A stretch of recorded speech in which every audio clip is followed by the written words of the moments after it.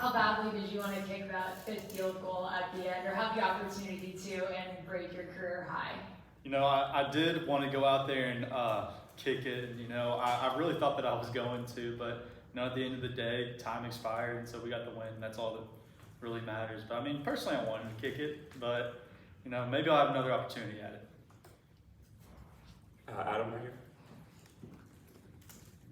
Just follow up on that. Did you know about the 10-second runoff rule, and when that was happening, like, what was the conversation? When did you realize that you were not going to kick it because of that?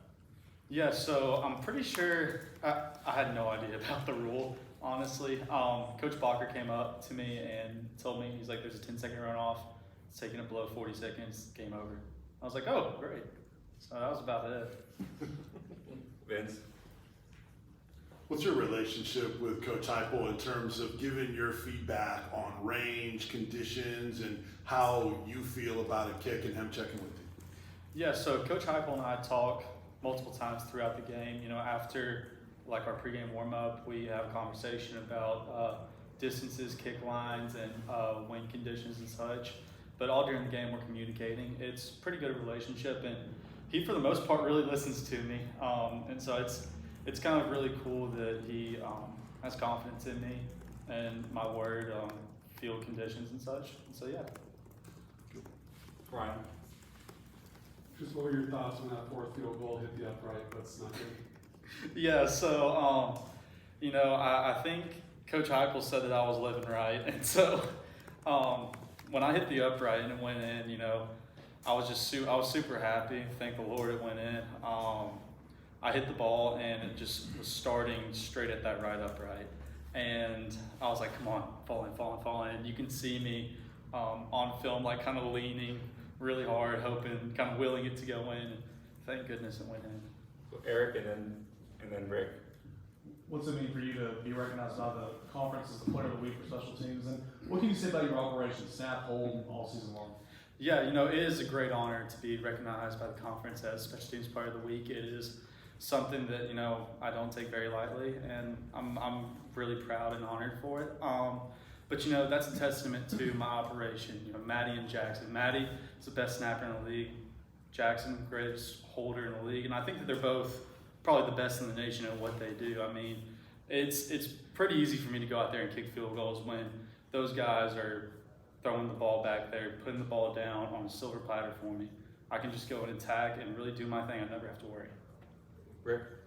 Charles kind of touched on it right there, but when we talked before the season, the goal was to have the best possible season you could with your 1 year at Tennessee. So far, so good. Talk about everything that's going into helping make that happen.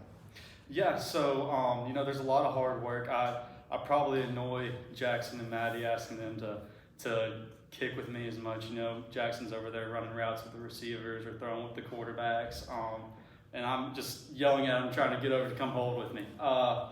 But, you know, those guys they've really been why I've kicked so well. They've worked with me as much as I've wanted them to. They've done everything I've asked them to do. And, you know, I couldn't be more thankful. And, you know, I'm having the season I am because of them. Vince, last question. Couple quick things separately. Do you have a handshake with Joe Milton, who says he has some for with almost everybody? Yeah, I do have a handshake with Joe. You know, that kind of just happened one day after, I think it was in practice, we started working after field goal period or after I hit a field goal during a period, and it kind of stuck. And so about every time I kick, we have a handshake. It's pretty funny, but you know, Joe's a great guy and he's a good friend of mine, and I couldn't say anything else about him. He's awesome. And I don't know if you guys have had this year, probably not, but everyone says laces have to be out. You don't want them back. How big of a difference does that make if you happen to kick them? Oh, it makes it makes a big difference. You know, I don't think that Jackson has had to spin very many balls because the snap has been perfect almost every single time. I'm pretty sure it's been perfect every single time, which is a great testament to Maddie, how well that he is snapping this season. I'm only having the season I'm having because of those guys.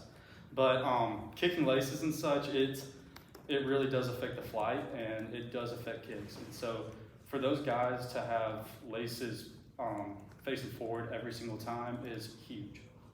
Thanks, Charles. No problem. Good job.